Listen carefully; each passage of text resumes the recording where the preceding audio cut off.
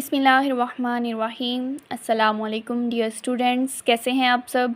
उम्मीद करती हूँ आप सब खैरियत से होंगे। तो इजी केमिस्ट्री चैनल के साथ मैं आपकी खिदमत में हाज़िर हूँ। लेकिन लेक्चर की तरफ बढ़ने से पहले मेरी आप सबसे गुजारिश है कि मेरे चैनल इजी केमिस्ट्री को सब्सक्राइब करना मत भूलें और बेल आइकन को भी दबा दें ताकि नई आने वाली वीडियोस आप तक बआसानी पहुँच सके।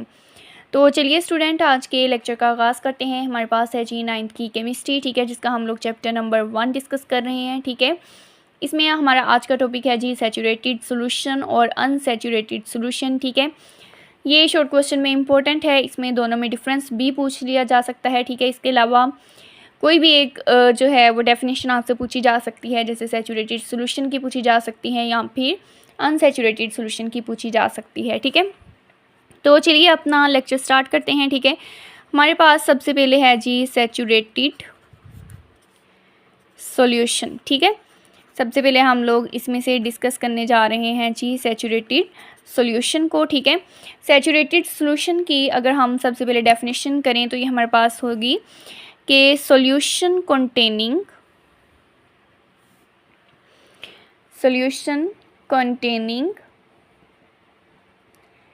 maximum amount of solute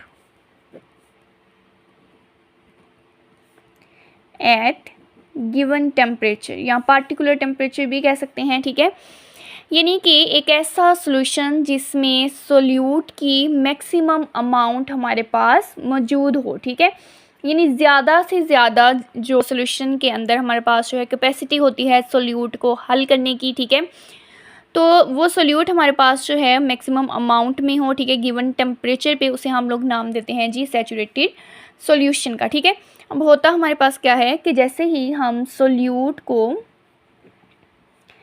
add करते हैं सॉल्वेंट में तो ये यहाँ पर हमारे पास जो है डिज़ोल्व होके यानी हल हो जाता है। ठीक है, और बना देता है जी सॉल्यूशन बना देता है, हल होके क्या बनाता है, सॉल्यूशन बना देता है। ठीक है, अब उसके बाद जो है ये सॉल्यूशन जो है ये दोबारा से इसमें रिवर्स प्रोसेस भी स्टार्ट हो जाता है। ठीक है, जहाँ पे ये क्रिस्टलाइज होता है। ठीक है, ये क्रिस्टलाइज होके जो है वापस बना देता है सोल्यूट और सोलवेंट। मतलब ये एक जनरल हमारे पास जो है हम लोगों ने इक्वेशन लिखी है कि सोल्यूट और सोलवेंट आपस में डिज़ोल्व होके बनाते हैं जी सॉल्यूशन, और सॉल्यूशन क्रिस्टलाइज होके बनाता है सोल्यूट और सोलवेंट। ठीक है, या हम कह सकते हैं कि सोल्यूट जो है ये हमारे पास जो क्रिस्टलाइज्ड है,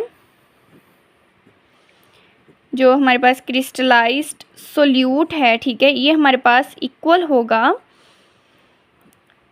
उस सोल्यूट के जो हमारे पास क्या है, डिज़ोल्व्ड है। यानी जितना सोल्यूट हल हो चुका है, ठीक है, ये इक्वल होगा क्रिस्टलाइज्ड सोल्यूट के। ठीक है, अब इसकी जो है आपको असल समझ आएगी इसकी एग्जाम्पल के साथ। तो हम लोग जो है सैचुरेटेड सॉल्यूशन की एग्जाम्पल देखते हैं। ठीक है, कि फ़र्ज़ करें कि आपने जो है वो वाटर लिया है सॉल्वेंट, इसमें हम लोग हल करते हैं जी शुगर को। ठीक है, सबसे पहले हमने थोड़े अमाउंट में शुगर ली तो शुगर जो है वो उसमें वाटर में क्या हो गई, डिज़ोल्व हो गई। ठीक है, उसके बाद आप मज़ीद शुगर ले रहे हैं और मज़ीद शुगर जो है वो वाटर में हल हो जाती है, लेकिन एक स्टेज ऐसी आती है जब मज़ीद शुगर जो है वो वाटर में हल नहीं होती। ठीक है, तो उस वक्त हम लोग कहते हैं कि अब हमारे पास वाटर के अंदर जो है वो शुगर जो है जितनी उसकी अमाउंट थी, जितनी रिक्वायर्ड थी, ठीक है, वो सारी शुगर हल हो चुकी है। अब मज़ीद शुगर जो है वो हल नहीं होगी, मतलब अब आपका जो सोल्यूशन है वो क्या हो जाएगा, सैचुरेटेड सोल्यूशन, यानी उसमें मैक्सिमम अमाउंट हो चुकी है सोल्यूट की। ठीक हो गया, यानी कि सैचुरेटेड सोल्यूशन की बात की कि जिसमें मैक्सिमम अमाउंट होती है सोल्यूट की गिवन टेम्परेचर पे। ठीक है, जब सोल्यूट और सॉल्वेंट हल होते हैं तो सॉल्यूशन बनाते हैं, जब ये क्रिस्टलाइज होते हैं तो वापस सोल्यूट और सॉल्वेंट बना देते हैं। ठीक है, या हम कह सकते हैं कि जितना क्रिस्टलाइज्ड सोल्यूट होता है ये इक्वल होता है डिज़ोल्व्ड सोल्यूट के। ठीक है, जैसे अगर हम पानी में शुगर हल करें, ठीक है, तो शुगर जो है वो पानी में हल हो जाती है, उसके बाद मज़ीद शुगर ऐड करते जाएं। ठीक है, जितनी उसकी वाटर की लिमिट है तब तक तो शुगर उसमें हल हो जाएगी, लेकिन एक लिमिट ऐसी आएगी, एक हद ऐसी आएगी जिसमें मज़ीद शुगर ऐड करने पे उसमें हल नहीं होगी। वो शो करेगी कि हमारे पास क्या बन चुका है, सैचुरेटेड सॉल्यूशन बन चुका है, अब इसमें मज़ीद शुगर जो है वो हल नहीं हो सकती। ठीक है, ये तो था सैचुरेटेड सॉल्यूशन। नेक्स्ट हम देखते हैं जी अनसैचुरेटेड सॉल्यूशन को। तो अनसैचुरेटेड सॉल्यूशन जो है इसकी भी पहले डेफिनेशन करते हैं। सॉल्यूशन विच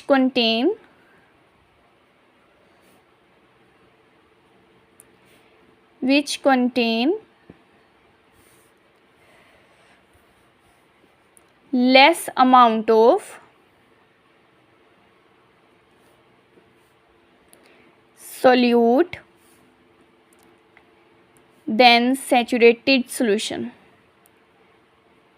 यानी कि अगर हमारे पास एक ऐसा सॉल्यूशन जिसमें सोल्यूट अभी लेस अमाउंट में है, ठीक है, मज़ीद अभी उसकी एबिलिटी है कि अगर हम सोल्यूट ऐड करें तो वो हल हो सकता है, उस सॉल्यूशन को हम नाम देते हैं जी अनसैचुरेटेड सॉल्यूशन। ठीक है, तो सैचुरेटेड जिसमें मैक्सिमम अमाउंट होती है सोल्यूट की, और अनसैचुरेटेड जिसमें लेस अमाउंट होती है हमारे पास सोल्यूट की। ठीक है, अब इसमें देखें, इसके हम लोग एग्जाम्पल देखते हैं। इसमें अगर एग्जाम्पल की बात की जाए, ठीक है, फ़र्ज़ करें कि हम लोगों ने लिया है जी 100 ग्राम वाटर लिया है किसी भी बीकर के अंदर, 100 ग्राम वाटर। ठीक है, अब इसमें 5 ग्राम हम लोगों ने जो है वो शुगर ऐड की है। 5 ग्राम हम लोगों ने इसमें क्या ऐड किया, शुगर। ये शुगर जो है ये इसमें डिज़ोल्व हो जाएगी, हल हो जाएगी। ठीक है, जब हमने देखा कि हमने 5 ग्राम शुगर ऐड की, वो हल हो गई। ठीक है, तो हम लोगों ने क्या किया कि मज़ीद जो है वो 5 ग्राम शुगर उसमें ऐड कर दी। ठीक है,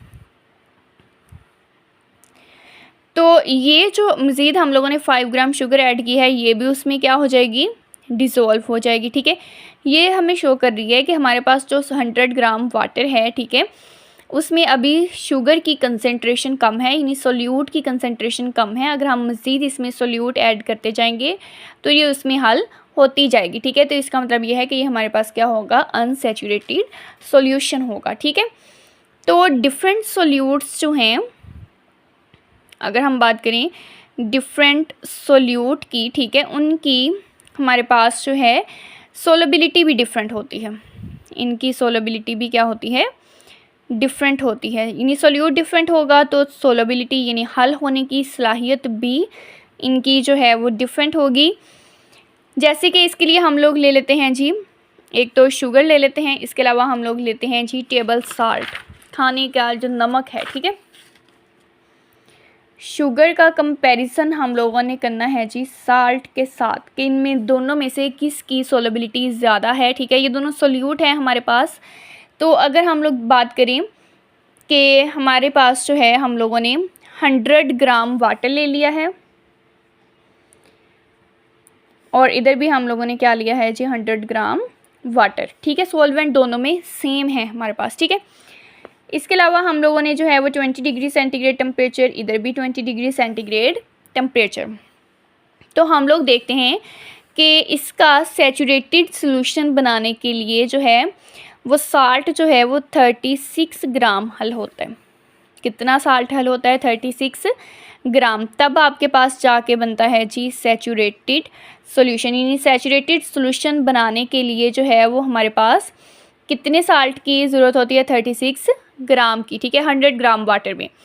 और शुगर की बात करें तो ये 100 ग्राम वाटर में जो है ये हमारे पास 203.9 ग्राम हल होगा। ठीक है, तो दोनों का कंपैरिजन करें तो कौन सी चीज़ ज़्यादा हल हुई है, शुगर, यानी शुगर की सोलेबिलिटी क्या है, ज़्यादा है। ठीक है, तो ये हमारे पास इतना हल हो के बनाता है जी सैचुरेटेड सॉल्यूशन बनाता है। ठीक हो गया, तो दोनों की अगर हम सोलेबिलिटी की बात करें, ठीक है, तो सोलेबिलिटी जो है यानी हल होने की सलाहियत जो है वो शुगर की ज़्यादा है, किसके मुकाबले में, साल्ट के मुकाबले में। ठीक हो गया। ये साल्ट और शुगर का हमने कंपैरिजन किया, हमने देखा कि सैचुरेटेड सॉल्यूशन बनाने के लिए साल्ट सिर्फ 36 ग्राम जो है वो डिज़ोल्व हुआ और शुगर जो है वो 203.9 ग्राम जो है वो डिसॉल्व हुआ। ठीक है, अब इसकी क्या रीज़न है, ये शॉर्ट क्वेश्चन में भी आ सकता है। ठीक है, कि शुगर की सोलेबिलिटी ज़्यादा क्यों होती है साल्ट के मुकाबले में। ठीक है, तो आपने उसकी रीज़न क्या बतानी है कि शुगर का जो है वो हमारे पास अगर देखा जाए तो ये लार्ज मॉलिक्यूल होते हैं, साल्ट के मॉलिक्यूल हमारे पास क्या होते हैं, स्मॉल होते हैं। ठीक है, इसके अलावा क्योंकि इसके लार्ज मॉलिक्यूल होते हैं तो हमारे पास जो है मोर वाटर मॉलिक्यूल्स उसको सराउंड करते हैं। ठीक है, उसको घेर लेते हैं, ज़्यादा पानी के मॉलिक्यूल उसको घेर लेते हैं। ठीक है, जिस वजह से इसकी सोलेबिलिटी भी ज़्यादा हो जाती है। ठीक है, लार्ज साइज़ की वजह से सॉल्वेंट के साथ यानी वाटर के साथ अट्रैक्शन ज़्यादा होती है। ठीक है, ज़्यादा वाटर के मॉलिक्यूल्स उसको घेर लेते हैं। ठीक है, जिसकी वजह से इसकी सोलेबिलिटी भी ज़्यादा हो जाती है और साल्ट की सोलेबिलिटी कम हो जाती है। तो स्टूडेंट, आज के लेक्चर में हम लोगों ने जो है सैचुरेटेड सॉल्यूशन और अनसैचुरेटेड सॉल्यूशन की बात की। हम लोगों ने बात की कि वो सॉल्यूशन जिसमें मैक्सिमम अमाउंट होती है सोल्यूट की, उसे हम लोग नाम देते हैं जी सैचुरेटेड सॉल्यूशन का। ठीक है, इसमें सोल्यूट और सॉल्वेंट हल होकर सॉल्यूशन बना देते हैं। ठीक है, और इसमें हम लोगों ने बात की कि जैसे हम वाटर में शुगर ऐड करते जाएं, ठीक है, तो शुगर उसमें हल होती रहती है, लेकिन एक स्टेज ऐसी आती है जिसमें मज़ीद शुगर जो है वो उसमें हल नहीं होती, मतलब मैक्सिमम अमाउंट शुगर की हल हो चुकी है। इसका मतलब है कि हमारे पास सैचुरेटेड सॉल्यूशन बन चुका है। ठीक है, अनसैचुरेटेड सॉल्यूशन के जिसमें हमारे पास लेस अमाउंट होती है जी सोल्यूट की, इसका मतलब यह है कि मज़ीद अगर सोल्यूट ऐड करें तो उसको अभी हल होने की सलाहियत मौजूद है। जैसे हमने भी कर लिया कि अगर 100 ग्राम वाटर है उसमें 5 ग्राम शुगर ली है, ठीक है, तो वो हल हो जाएगी, मज़ीद 5 ग्राम लेंगे तो वो भी हल हो जाएगी। ठीक है, अब डिफरेंट सोल्यूट की डिफरेंट सोलेबिलिटी होती है। ठीक है, ये उनके साइज़ पे भी डिपेंड करती है। जैसे हम लोगों ने लिया है जी शुगर और साल्ट, इसमें हम लोगों ने बात की कि जो शुगर है उसकी सोलेबिलिटी ज़्यादा है और साल्ट की सोलेबिलिटी हमारे पास कम है। ठीक है, रीज़न हमने देखी क्योंकि शुगर लार्ज मॉलिक्यूल रखता है, साल्ट के स्मॉल मॉलिक्यूल होते हैं। लार्ज मॉलिक्यूल की वजह से वाटर के मॉलिक्यूल ज़्यादा सराउंड करते हैं और इस वजह से इनकी सोलेबिलिटी भी ज़्यादा हो जाती है। तो स्टूडेंट, आज के लेक्चर का हमारे पास यहाँ पे इख्तिताम होता है। ठीक है, अगर आपको लेक्चर पसंद आया हो तो इसको लाइक करना और चैनल को सब्सक्राइब करना मत भूलिएगा। ठीक है, और इसको अपनी नेक्स्ट फ्रेंड्स के साथ भी शेयर कर दें। कल को इंशाल्लाह हम हाज़िर होंगे अपने नए लेक्चर के साथ, तब तक हमें इजाज़त दीजिए। अल्लाह हाफिज़।